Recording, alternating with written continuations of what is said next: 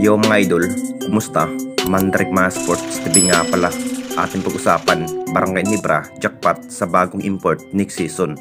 At Stanley Pringle, balak na mag-retire sa next season. Pero bago na nga yan, kung bago pa lang sa ating channel, huwag mong kalimutan mag-subscribe at i-click ang notification bell para lagi kang updated sa ating latest upload pa natin. Pero ating talakayin, una natin pag-usapan. So pagkamat ang plano pa rin ng ating Barangay Nibra na maghanap pa ng bagong katamdim ng ating best import na si Justin Brownlee mga idol sa kupunan ng Barangay Nibra next season, mas pinagsisimulan pa rin ng ating Barangay Nibra na magpapalakas ng lineup para sa pinabagong chemistry ngayong darating na Governors Cup mga idol. Ito na nga ba ang kinahihintay ng lahat kung sino pa nga ba ang magiging pangalawang import ng ating Barangay Nibra next season. Masasabing balak pa rin ng Barangay Nibra na si Lester Prosper nga ang gustong makasama ng ating best import na si Justin Brownlee mga idol next season. Alam naman nating lahat mga idol sa laki ni Lester Prosper mga idol, talagang mag-a-adjust na nga si Justin Brownlee dito dahil hindi pa rin basta-basta ang makakaharap ng ating Barangay Nibra sa darating na Governors Cup mga idol.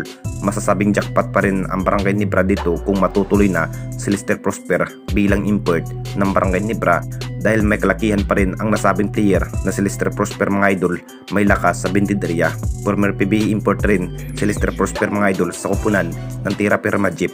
At hindi na rin nakapagtataka kung anong kayang gawin ni Lester Prosper mga idol sa pagkikipaglaban.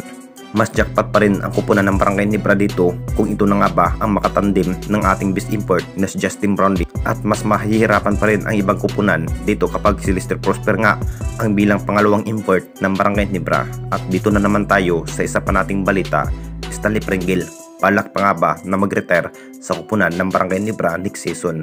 Alam naman nating lahat mga idol sa bawat appearance nga ni Stanley Pringle sa kupunan ng Barangay Nibra dahil sa naging bawat laban nga sa semifinals mga idol, masasabing isa pa rin sa malaking naiambag sa kupunan ng Barangay Nibra dahil sa mga bawat race at may ibubuga sa outside shooting kung bakit mas paborito nga ni Coach Tim na si Stanley Pringle ang bilang gunner ng Barangay Nibra. Kapag magtutuos na sa ibang kupunan, sinusubukan pa rin ang bawat player ng ating Barangay Nibra kung sino pa nga ba ang mas malaking mayambag. Talagang nagdaan laban pa rin ni Stanley Pringle mga idol. Nakapagtala na nga ito ng 20 points kapag mabibigyan lang ng mataas na playing time ni Coach Tim. Si Stanley Pringle pa rin ang dahilan kung bakit mas nahihirapan nga ang ibang kupunan mga idol, katulad nga sa Bulls mga idol at iba pang kupunan sa makakalaban nga ng ating Barangay Nibra. At ayon pa rin sa mga crowd mga idol, may plano pa nga ba na si Stanley Pringle na mag-retire sa kupunan ng Barangay Nibra. Alam na nating lahat mga idol na may edad na nga ang bitanas gunner na si Stanley Pringle mga idol.